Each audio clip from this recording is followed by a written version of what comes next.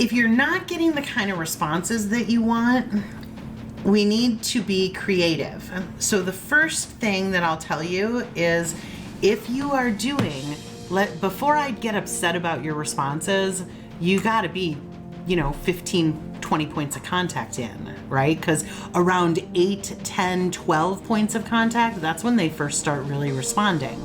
So let's make the assumption that you've done that. Let's make the assumption that you have put the time in and you've got the elapsed time, like a couple days in between each point of contact, and you're still not getting any traction. You have nothing to lose to be a little bit more playful in your messaging, okay? Nothing.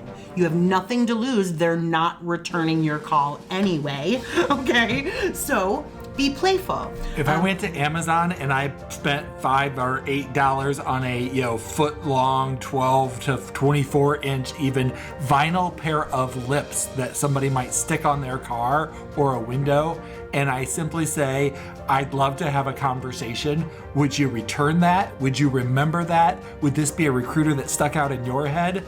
For $5? Yeah, it would, right? I get a ton of good responses when I call a client and I'm like, hey David, Tricia Tampkin, you probably know my phone number by heart already for the number of times I've reached out. 630-240-4454. David, I'm gonna keep calling you. It'll be easier for you to just return the call. Like, why not? Right? Why not? Why wouldn't I?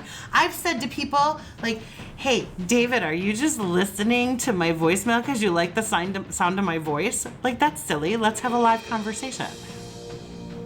You can call into, when you're leaving the first message, the whole first message is, Rich, Tricia Tampkin, 630-240-4454.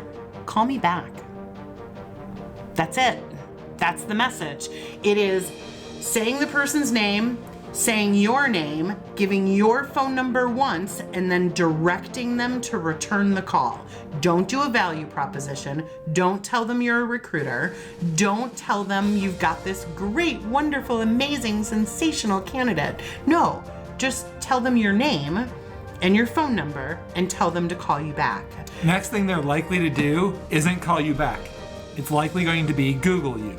Now, when you go and look up lyrics to a song, you remember them better than when the singer himself sung that song to you.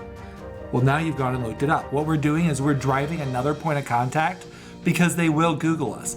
We don't expect a first point of contact to have an impact because we just don't. We need 20 in many cases. So why not make it so it's almost 2? They're gonna go look me up. What if I, the next one I call and I send an email at the same time? Now I'm at 4 points of contact.